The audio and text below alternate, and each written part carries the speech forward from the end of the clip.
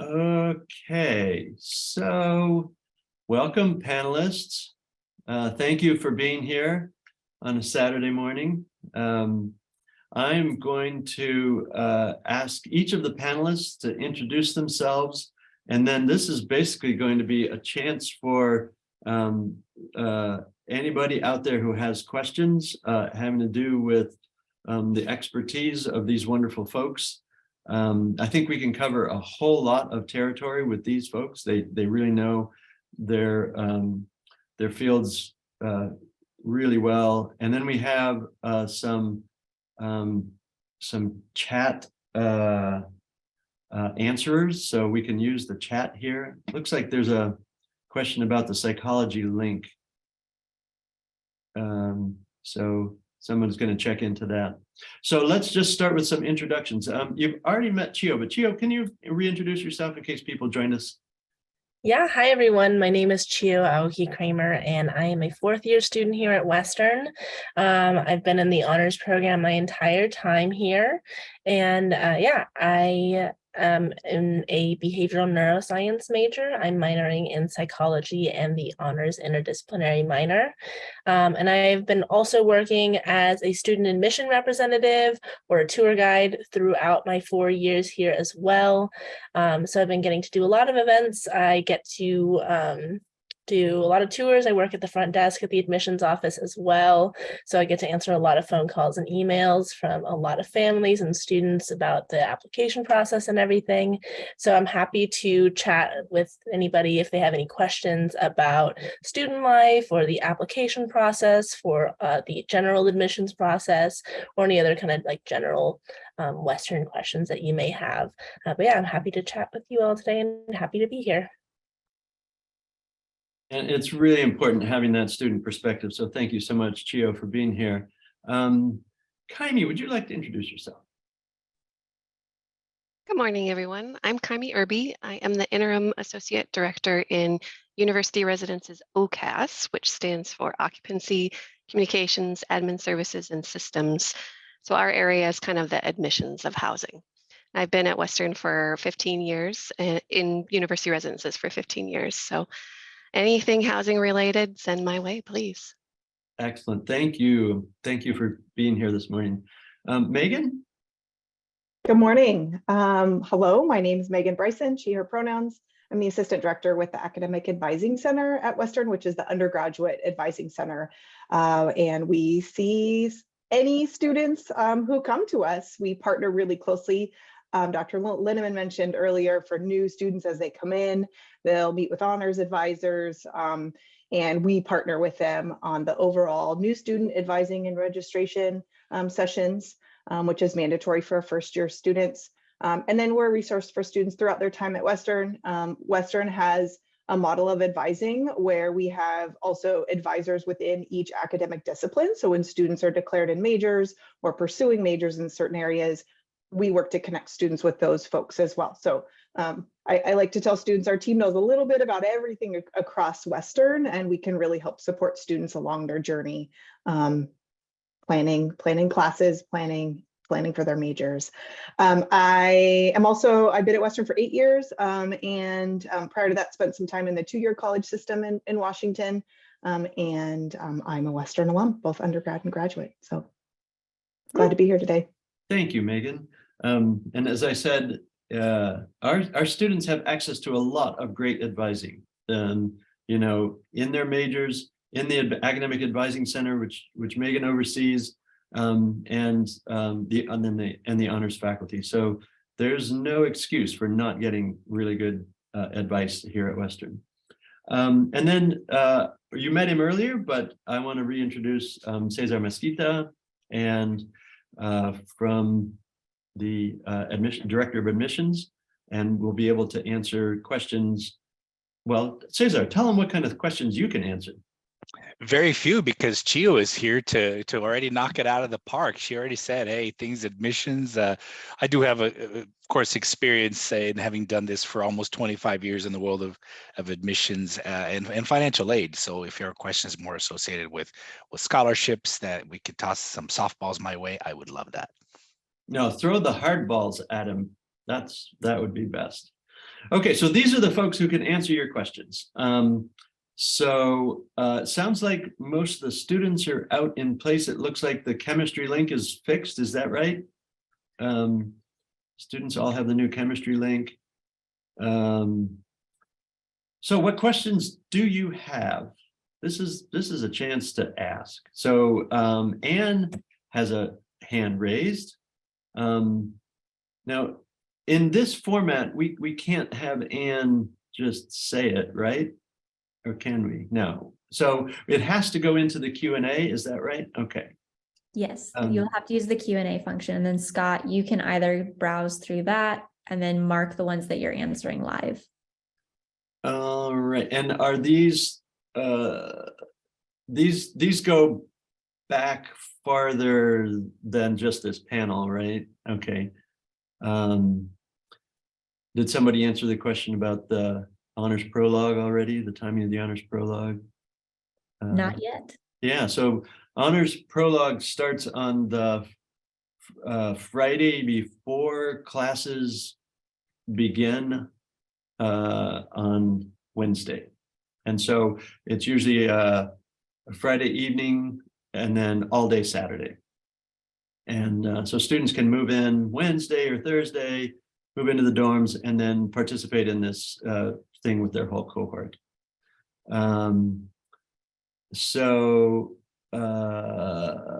There's questions about which majors. As I said, it really fits with every single major on campus. We do a little adaptation sometimes for our engineering majors. Depending on their preparation, they might need to take more math and science in their first year, and so they can take their if that's the case, then they can take their honors first year sequence in their second year. There's a question about the difference between the College of Business and Economics Distinguished Scholar Program. So Cesar, do you want me to answer the question about the Distinguished Scholars Programs, or? Yeah, go ahead and give your take on it, then I could Okay. hopefully back clean up. You bet. Right. So the there are a whole variety of Distinguished Scholars Programs that are coordinated through our admissions office. They have different formats, different benefits, but they are completely compatible with participation in honors. So whether you're an education distinguished scholar, or computer science distinguished scholar, or business and economic distinguished scholar, you can still be in the Honors College. And many of our students will qualify for both. So in some cases, the distinguished scholar has access to some reserve seats in some classes. In other cases, I think there's a couple that have scholarships related to them. But I don't know. So there's a lot of different distinguished scholars, and they all work with honors. Is that, Cesar, do I need to say anything more than that? It works, and I will go ahead and feature a link here for you all to explore more of those programs on the web. Right. So someone is asking about the GREASE program. We have only recently, like in the last week, learned that it will not be offered this year to pre-freshmen. And that is a change coming from federal rules on when students can take classes prior to enrollment. And so we are in the process of probably revamping the GREASE program to be more easily done for students after their first year. So it was originally designed for incoming first year students. And until a week ago, that's how I was talking about it. But a new rule from the feds who control a lot of financial aid have said that can't work anymore. So this year it's going to be Croatia in September, and then Ecuador in 2024, summer of 2024. So there's a question about the academic writing sample. Let's see, what if you have a few essays and you can't decide? Well, you're gonna have to decide. Well, I don't know. We have had people send in more than one, and that's fine. I think what we want to see is what you consider to be a fair, honest example of your analytical writing. So analyzing some piece of literature or history, we even get science papers. Some of the IB students have even turned in their theory of knowledge paper, which can be 25 or 30 pages long. So there's no real length limit to it. Just turn it into a PDF. We don't care if there's even teacher feedback on it. Sometimes that's kind of interesting to read. But just something that represents your ability to make an argument and back it up. Okay. So the chemistry colloquium, that has been done, right? Is that right, Jay? Everybody's got what they need to get into chemistry? Yes, they did. Somebody at 10:07 said the psych one was still not working. I got it in and I sent it to some students who were having Okay. problem. Excellent. So what percentage of the honors students remain in the program through graduation? That's an excellent question. So because I said this is entirely opt-in, which means they can opt out anytime they want. So right now, the percentage of students who complete the senior project, and then that takes them through graduation, is around 70% of those who start. And we keep track of all the reasons why. So it turns out that some of the running start students who start in the Honors College feel more particular pressure to be fast, to be as quick as possible. And so, a few extra classes is sometimes not always in their plan. The most common point of dropping off is in the senior project time. So when people are getting near being finished, I hear again, I had a fantastic, experience in honors. I loved all the classes. I just don't have time to do the senior project. So we do hear that sometimes, but about 70%. Now, the university is interested in what proportion of students, graduate and when do they graduate? And those numbers are really quite spectacular. So it's, we have a retention rate from first year to second year of around 95%. And almost all of our students graduate. Yeah, it's really, really high. Almost all of our students graduate within 5 years, most within 4 years, and many in less than 4 years, because they bring in a fair number of credits from AP and IB and running start kind of things. So somebody's also asking about the WUI. Cesar, the question is, I'm interested in petitioning to see if my son can get the WUI. How do you initiate that? Go ahead and send me directly an email. So cesar.mesquita@ww.edu. And of course, as I say that, a lot of folks will be interested in pursuing that option. So the WUI, for those who don't know, it's the Western Undergraduate Exchange, and a particularly selective merit scholarship for our residents for the Western states. So a consortium of 14 Western states or thereabouts. And we do have a cutoff that tends to be fairly rigid, right around a 3.95, but under certain circumstances, a student and family demonstrating the especially high level of rigor of a student's high school curriculum, we will take that into consideration and then see if within a couple of hundredths of a GPA point for consideration for the WUI. So send that note directed to me, please. All right, and Nathan asks about internships, and specifically about computer science internships, but it doesn't matter. Internships are almost always arranged through the majors, through the departments. So if someone is in geology or in anthropology or in computer science, internships are arranged because those are the faculty who know the opportunities. And in many of those majors, they actually require internships. And so if they require internships, they have to have a mechanism for providing those opportunities.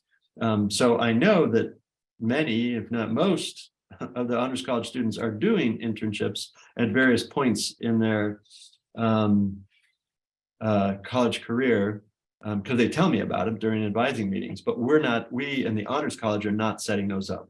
Those are almost always done through the departments.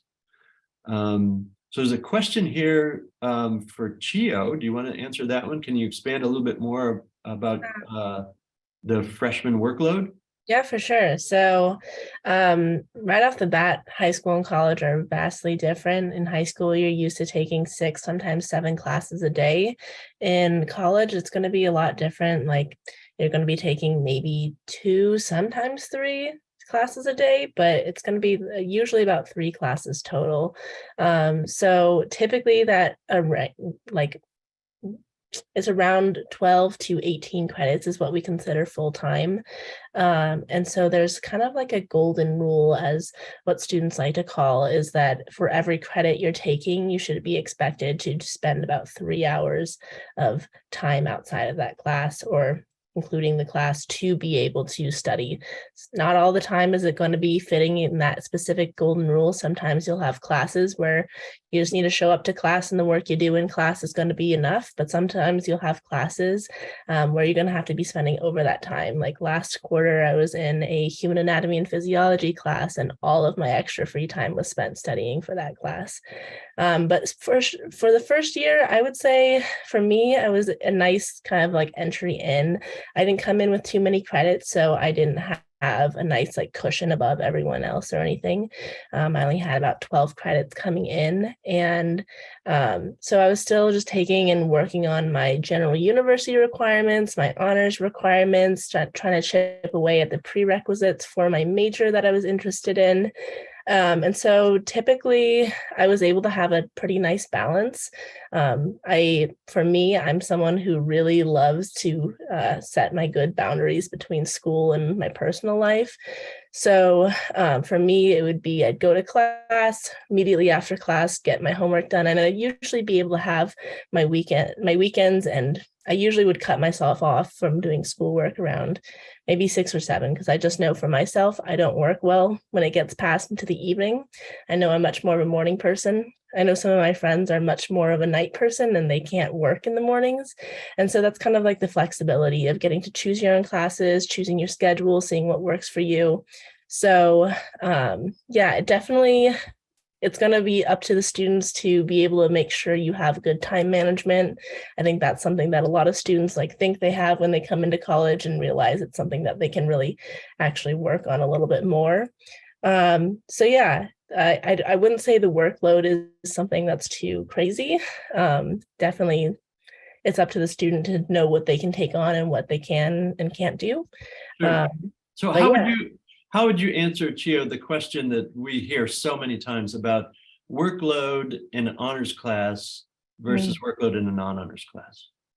Yeah, for sure. It's really different. For me, I'm in STEM major, so I do a lot of my outside time for prepping for my STEM classes is going to be either like doing textbook readings, heavy textbook reading, analyzing that, doing worksheets, whatnot. For my honors classes, it was mostly more of here's a section of the book to read, come to class prepared to talk about that and talk about your opinions about that. And so for me, it was really interesting, because instead of being like, come to class prepared to hear about all of this information, just all lectured at you, it's more of like, here's this section, we want to hear what you thought about it. So it's a very different style of prepping for the class. Some of the professors, they required you take some annotations so you can follow along with your reading. Some of them were just like, this is the section, we're just going to be setting up the class that you are going to be leading the discussion, and that's going to be it. So it's really different. It's a different style. I wouldn't say that like one is going to be harder than the other.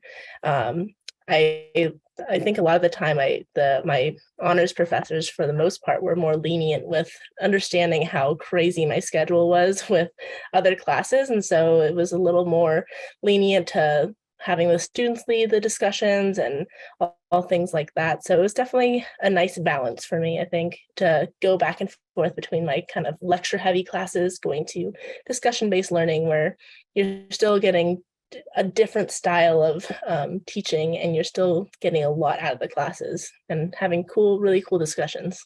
Right. Yeah, I hear this from students all the time, because you get the question, is it more work? And I think that actually makes sense coming out of high school, where, a student taking, an AP World History class knows that there is like 3 times more homework than the non-AP version. And that's not the same thing at the college level. It's just not. It's a different format because of our smaller class size. So we also have some additional questions here about, let's see, study abroad. Typically, students will study abroad in their 2nd or 3rd year. It's much more rare in their 1st or their 4th year. The question about FAFSA. Let's see. After receiving acceptance letters, is there anything else we need to do? Cesar, you want to handle that one from Laura? My child has just added Western to her FAFSA. After reading an acceptance letter, right? Yeah, so the FAFSA process, as it relates to the overall awarding of scholarships and aid generally, there are a couple of different steps. First, students should be receiving and have hopefully by now received a letter of notification if they are awarded a merit scholarship from admissions. In the background, there's also the work that our friends in the Office of Financial Aid are doing in processing your FAFSA. Now, depending on when you submitted your FAFSA, so let's say it was within the last 2 weeks, the Office of Financial Aid, going into a little bit of the detail over here so everybody can appreciate it. On the background, Financial Aid, every other week, they are awarding FAFSAs for new students, and every other week on the alternate weeks, they're awarding FAFSAs for returning students or continuing students. So depending on when you submitted on that cycle, you could anticipate to receive what is called your student aid report. So students, it is particularly important for the email that you used on your FAFSA to be on the lookout for this, the FAFSA, the SAR, and then the financial aid package from our Office of Financial Aid. Could take anywhere between 1 to 3 weeks, depending where you submitted your FAFSA in that timeline. Okay, and I'm going to pitch one to Megan here. So a student is specifically asked Chio about talking about job and internship advising, but Megan's at the end of our administrative building and is really close to our career services down there. And so maybe the 2 of you can talk about job internship advising. Yeah, absolutely. I can start it off and hand it to Chio. I actually came from a career services background prior to Western too. So I'm a huge proponent in encouraging students to think about what kind of internship or job experiences that you can gain while you're a student. We just see students who have those internship experiences return and have just had such a fulfilling experience, but also can contribute to their own communities in different ways too, because they've brought that perspective. So students typically will do internships more on the latter end of their time at Western once they're in their major. Many majors either have it as a requirement or as an option where students can get credit if they'd like to. And there's plenty of resources both within academic majors to help students locate internships, as well as Dr. Linneman mentioned, our Career Services Center is an incredible resource for students where there's career counselors who can help students identify possible internships. They have a hub of resources that connect students with employers who are looking for student interns to help them kind of create their own. There's all sorts of opportunities. And there's several events that Career Services hosts throughout the year, and including career fairs and other ways to engage in person and virtually with employers for those possible opportunities. So Chio, I'll hand it to you in terms of that student experience from? Yeah, Yeah. for sure. Yeah, so working as a student employee is just it's really awesome because Western really makes sure to prioritize your education first rather than your life as a student employee first. So right off the bat, they cap you at 19 hours a week. They want to make sure that you're going to be prioritizing your education rather than you're going to be prioritizing your workload. You also never have to choose to go between classes or going to work because your work schedule is always made after your class schedule is finalized. I even had times where my class schedule ended up changing and my work was able to work with me to make sure that there was no overlap with my classes and my work schedule. So it's really great. And also you never have to work over holidays or during breaks if you don't want to. For me, I love working and I love getting to spend extra time up here and spending it with family. So I would typically tend to work over the holidays and breaks and usually over my finals week when I'm done with all my finals and everything. But yeah, it's definitely really great. It's something that for me, like I always like to keep busy. I always like to do stuff. So yeah, it's really nice just because of how much they work with you to make sure that your schedule is still balanced, but you're still being able to be a student employee and still work and do stuff. So yeah. All right, I'm going to turn to a few other questions here. We have a lot of them. They're coming in fast and furious. So there's a question about that many of the honors classes are in the first year, and how does that work for the second and third year? So I'll repeat that the first year sequence is very important because students are learning writing skills, dialogue skills, and getting to know their cohort. The colloquia can be taken in the first year, but they can also, most students will take them in their second year. And then the seminars are in the third and fourth year. And so and then kind of parallel to that are all the community activities that are going on. So there was a trivia night the other night, and one of our classrooms was absolutely chock full. I didn't really describe it, but we have the university renovated a large section of the third floor of our old main building a few years ago. And we have our own classrooms, and we have a large honor center right outside of it. The students call it a lounge. We're not allowed to call it a lounge, but it's a lounge. It's a place with a whole bunch of couches, tables. There's puzzle zone. There's a kitchenette in the back. There's restrooms, a gender neutral bathroom. There's faculty offices and staff offices all around. And so it's kind of a one-stop shop for all things honors. And students will hang out in that space either before they're going into class, after they come out of class. I can't tell you, it's almost every day that you'll go in and you'll see a group of students on a couch, either doing homework or sitting there with a professor, continuing a discussion that started in the class, and sort of let's take it outside, and it keeps going. So that sort of culture of constant learning is going on all the time. And one of the reasons we center the community activities in the honors center rather than in the dorm is not everybody chooses to live in the dorm. And that was another question here, is what proportion of the incoming students choose to live in the honors housing? And we'll hear about that later when we do the tour with the students. But I don't know if Kaimi knows that number, but the last time I checked, it was about 3/4 of the incoming honor students choose to live in the EHIGI. Is that right, Kaimi? I'm not sure about that number. I can tell you that I think last year we had about 220 students that lived in the honors community. Right, and that included some returners. Yeah. Right. So, because some students will choose to live in one of the other, dorm communities, and that's fine. A few choose to even live off campus, and that's fine. So that's the reason we put our honors activities, for the most part, in the honors center. But for the first year students, who are living in the Edens North Higginson community, that is such a great community because the same FOB works for all three buildings. The RAs are talking to each other, planning activities together, hall council stuff together.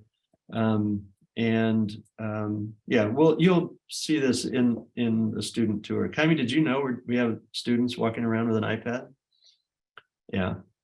So hopefully I don't have to ask for forgiveness on this one, but I think it's going to be pretty cool. I mean, the students have been warned that this was going to be going on.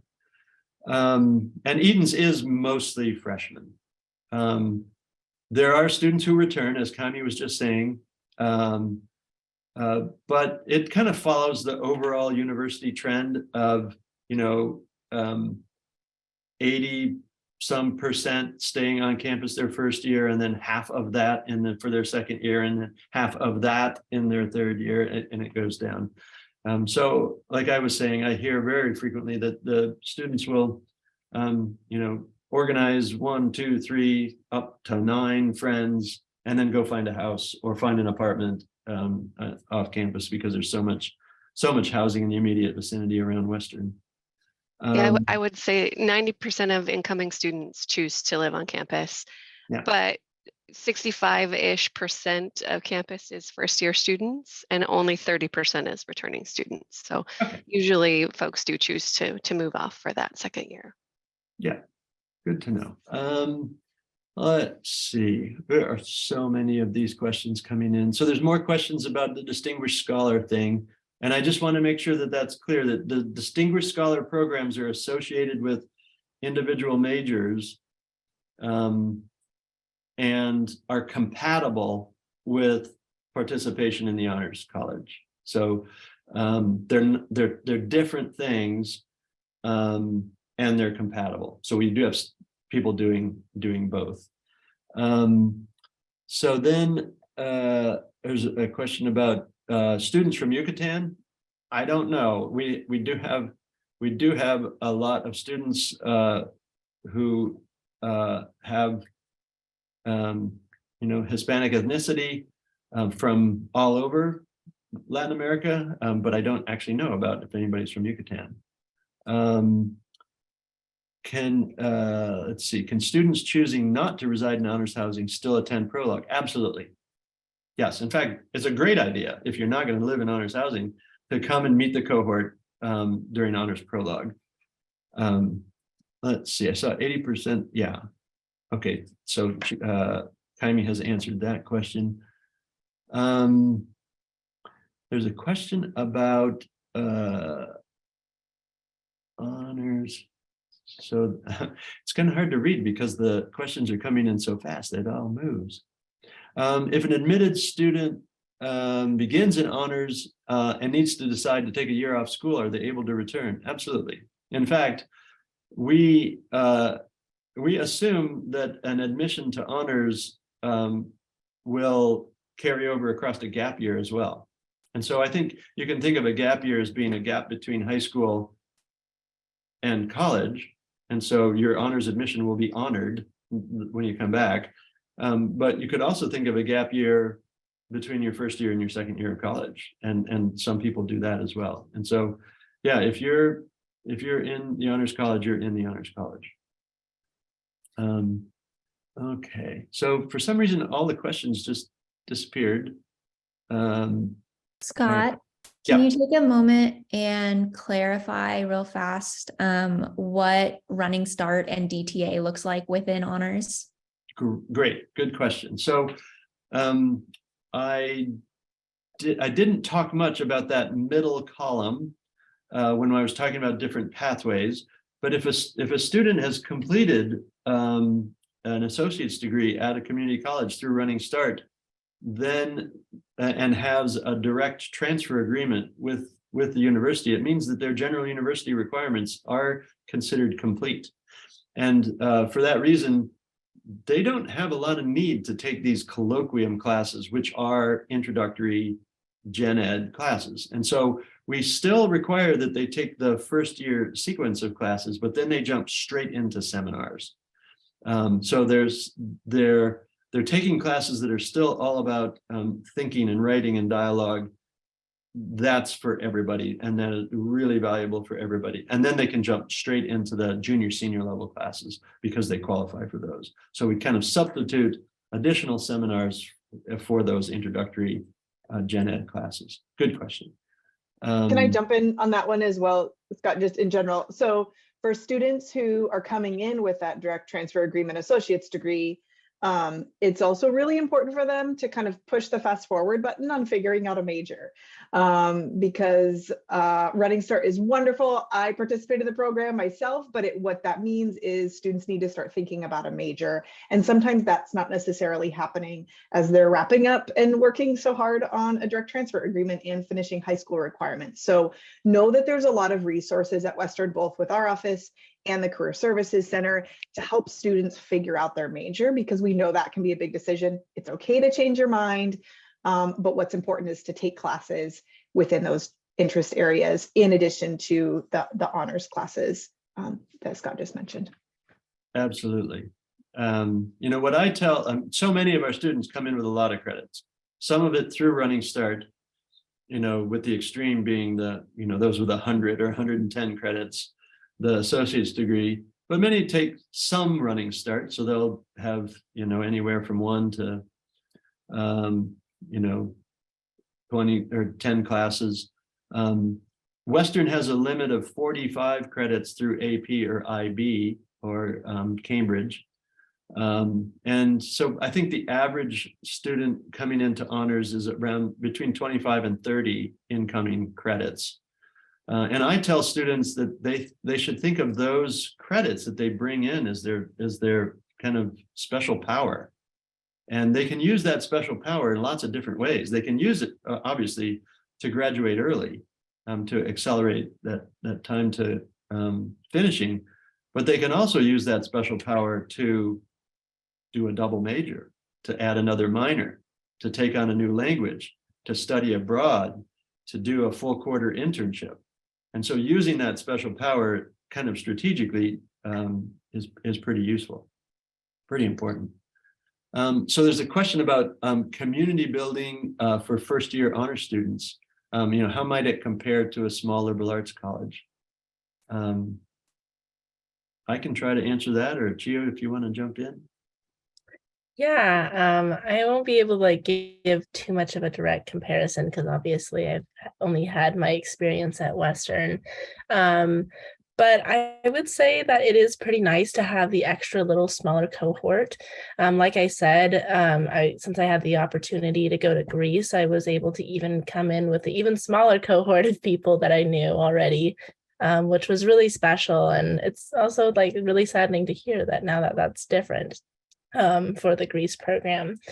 But still, it's definitely a really unique experience because the people, especially if you're living in honors housing in the Edens Hall, you're going to be living around the people that you're also taking like a few classes with as well. So it's really fun. It's a fun environment to live in because you're also going to be just living with people who are also very like-minded as you and want to further their education and push their education and everything.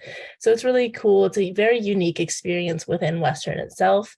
Not to say that you're not going to find community anywhere else, because I've met plenty of students who are coming in who weren't a part of the honors college, but still were able to cultivate a really nice and beautiful community. But still, the honors college coming in with that is just something that it just gives you that extra opportunity, I would say. But yeah, in terms of a liberal arts college, I'm not entirely sure, just because I don't have that experience. I can't really speak to that.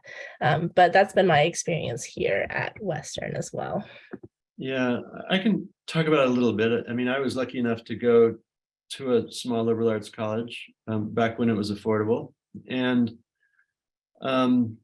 you know, there where the entire student body was 1,600 people, you get to know a lot of people. You know, honors at Western tends to be a piece of what the student experience is.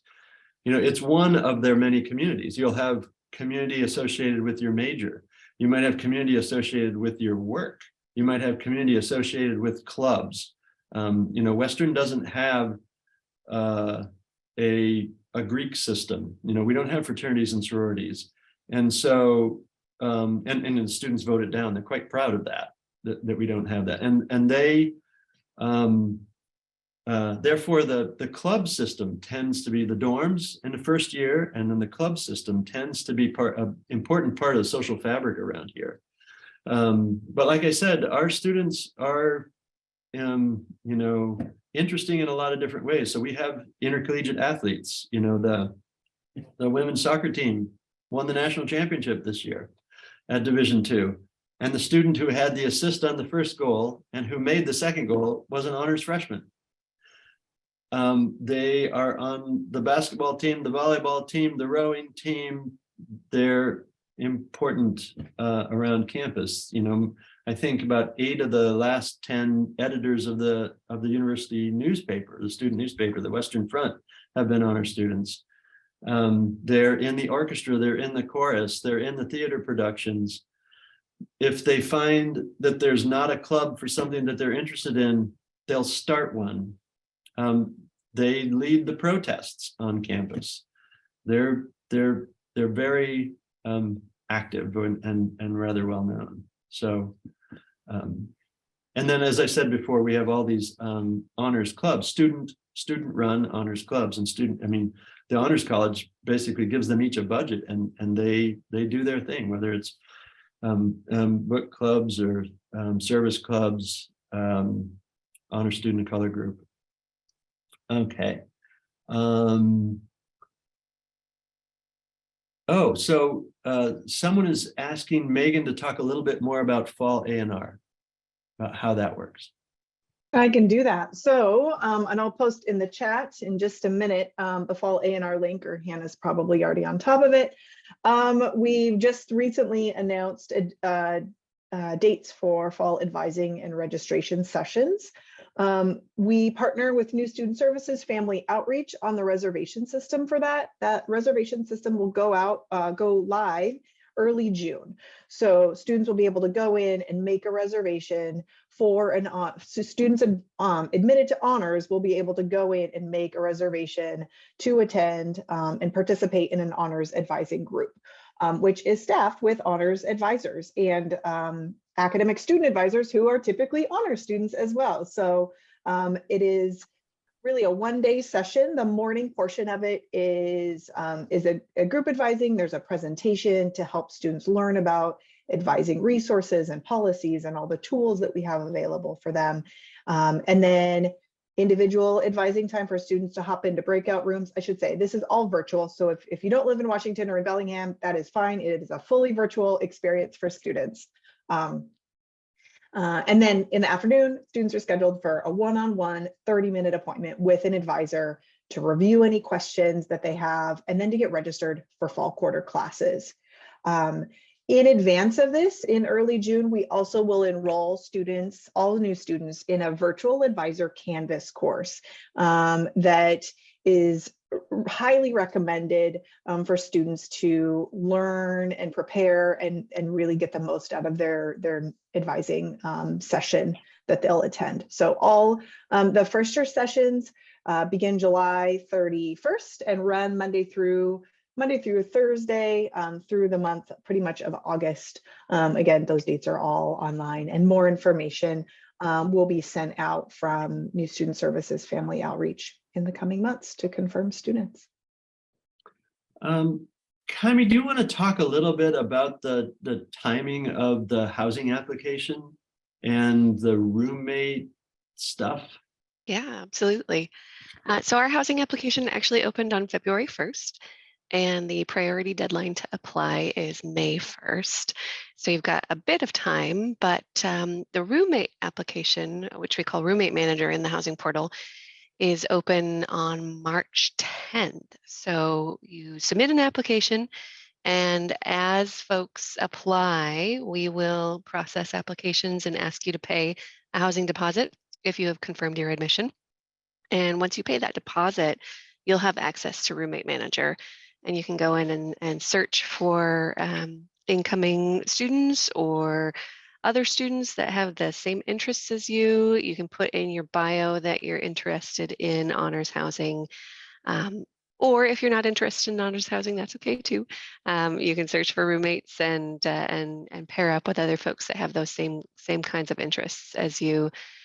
on the application, we do ask for a list of building preferences. You choose 3 building preferences, and so you can put Edens North and Higginson if you're interested in that community.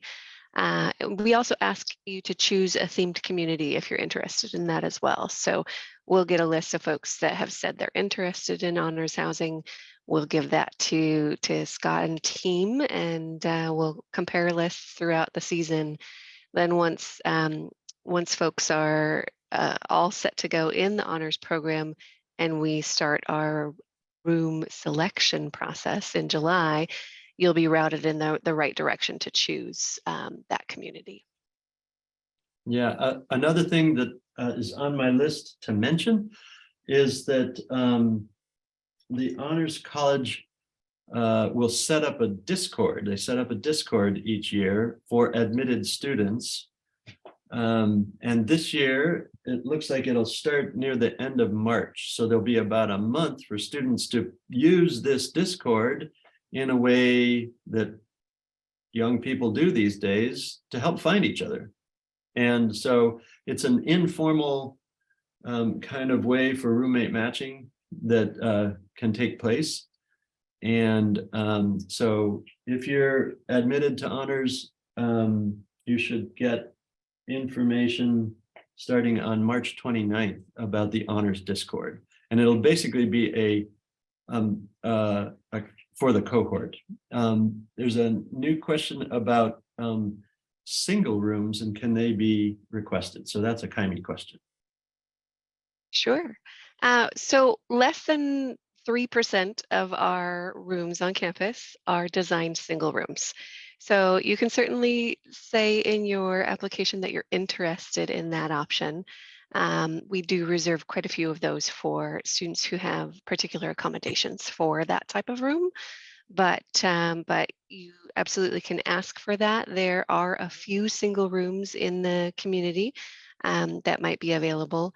And I would say with less than 3% of all of our rooms, which is, you know, a good number of rooms, 4,500 beds on campus. So there's not a huge chance of an incoming student getting a single room, but please ask, and we will absolutely do our best if that's something that you have asked for. You do actually select your own room, and so if that option is available for you, it will show up in room selection when you do that. And I think that there was another question in the chat there about some housing costs. Off-campus housing costs. Off-campus housing costs. So right. On campus and off campus are actually pretty comparable these days. There used to be a pretty big gap between right. the two. But with housing costs rising all over, we've pretty much evened out that gap. So it's pretty comparable to live on campus at this point. Right. Living on campus unless you're in Burnham Wood, living on campus requires a meal plan, right? Yes, that's true. Right. So for those, you know, who absolutely need a single, if the campus option isn't available, then an off-campus option might. We have a really good off-campus housing office over in the student union, and that helps.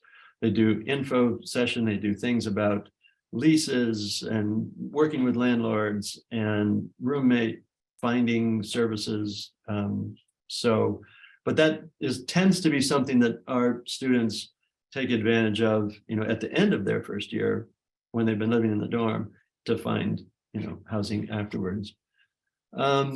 So I'm just going to look for additional questions here. Can you speak to housing shortages in the community and how difficult it is for current students to find off-campus housing? There are hundreds of units being opened every year in Bellingham right now. There has been an incredible building blitz that's been going on. Some within walking distance of Western, others within easy busing distance. In fact, almost all the new housing is built on the bus lines. We have quite a remarkable bus system here. I'd say largely because of the college students, because they pay through their student fees and get a bus card that's part of their ID card. And they can use that to to go anywhere on or anywhere in town, usually on a every 15-minute basis. So our bus system is really remarkable in town. And then for students who, want to bring a car, the university generally tries to discourage that, especially for on-campus students, but there is parking and it is a paid system. And for students who are living off campus, there's a gigantic park and ride that used to be a big double movie theater that has buses that come by every few minutes and transport students up here. So let's see, there's a question here from Californians. How can students qualify for in-state tuition? Cesar, do you see that one? We're going to move to Washington and they want to know about in-state. Yeah, because circumstances are so very unique depending on the student and the family's background and experience, I strongly encourage you, if you have a particular question on qualifying for in-state tuition, hit me up on a separate email thread, and then I will make the time to either schedule a private Zoom chat or do some additional follow-up over a phone call in the coming days. So cesar.mesquita@ww.edu. All right. Thank you for putting that into the chat. Other questions that I might have missed. Can you apply for housing before confirming attendance? I was just typing the answer to that one. You absolutely can. If you haven't confirmed your admission yet, you can create a portal login for our portal, and you can fill out a housing application. Once you do confirm your admission, you'll get your universal login and log in that way. But yes, you can apply for housing as soon as you'd like. Okay. So we are, so right now, for those of you who are just joining us, this is the panel discussion that's from 10 to 11, and the dorm tour guides are just joining us now, and we're going to start that probably about 11, just a few minutes after 11, because we want to get people out of their classes and back into this session. And one of our tour guides is here already. Hi, Flynn. Thanks for coming. Oh, Sol is here too. Hey. Do you want to test your audio? Yeah. Can you hear us? We can hear you great. Awesome. Beautiful. Okay, super. So we will probably start this tour. Right now, we're still doing Q&A in the panel, and the students are out in their sample classes, but they'll probably be rejoining us soon. I'm noticing the participant number in here is going up again, so I think people are probably rejoining us soon.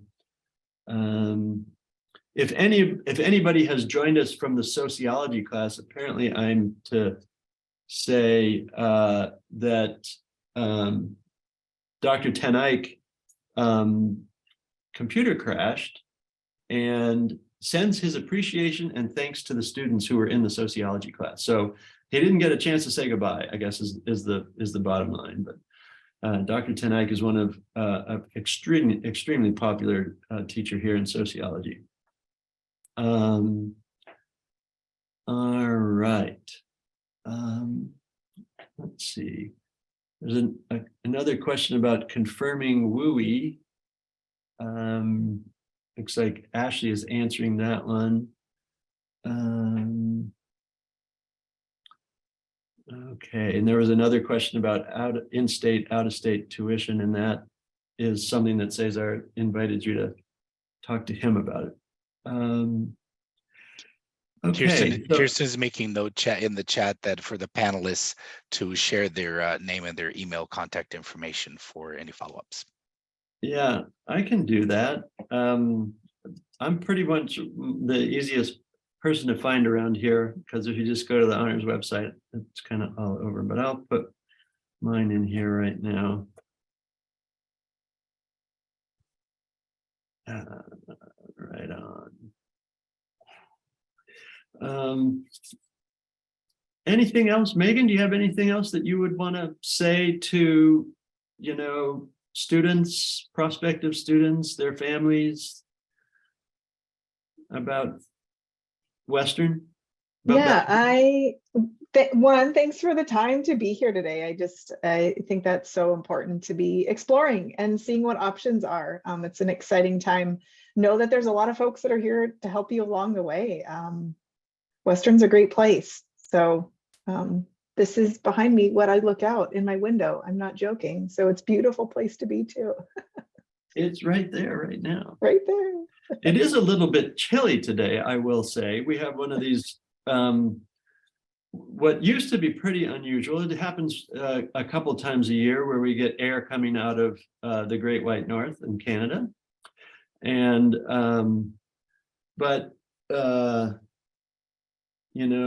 and it does rain here. For those of you who are coming from Arizona or Colorado or Southern California, it does rain here occasionally. It's usually pretty light, but it's one of those things you can dress for. I mean, our students are kind of proud of being able to still live and do anything in the rain. So, I mean, but that's what makes it so beautiful and green around here. I don't know, people, I think people from all over the country are kind of thinking of the Pacific Northwest as this last great place. And I mean, we are undoubtedly going to be affected by climate changes. We noticed that a little bit. We've had a few smoky summers from time to time, but it really is a gorgeous, wet place of relatively low population density. And, we're 25 minutes from the border here. So if you need some big city time, you can go up to Vancouver, you can go down to Seattle. There's a bus that'll take you both directions.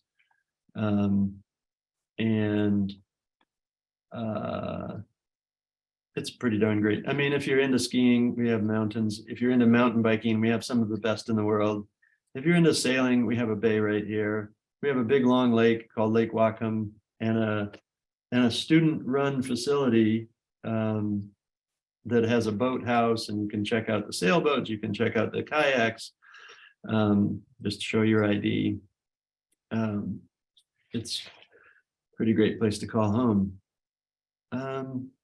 Okay, so it's now 11 o'clock, and I noticed that the participant numbers have jumped way up. So I'm thinking that most of the students have returned from classes. Do we have any way to know if all the classes have dismissed? Hannah, is that something we can tell?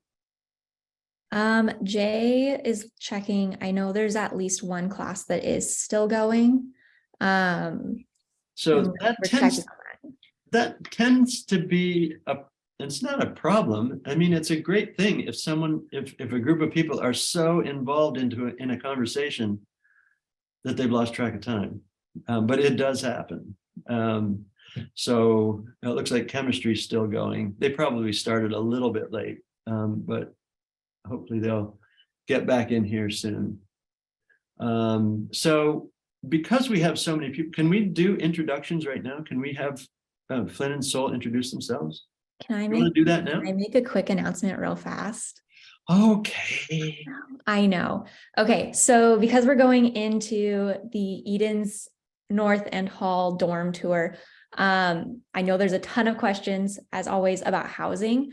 And Flynn and Sol are going to cover so much information. So if folks could please wait to ask their questions until we get to the end, that way your question will likely get answered. And if it doesn't, then you can ask it.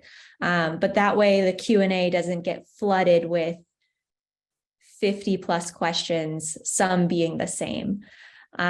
So just to kind of keep things moving smoothly, that is my one request. Yeah, and let me just wrap up this panel by thanking our panelists, Megan and Kaimi and Cesar and Chio.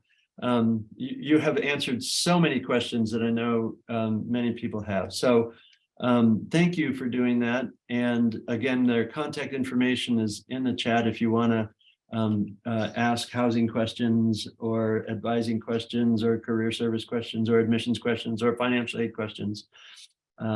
So thank you again for coming, and I hope you all have a great weekend.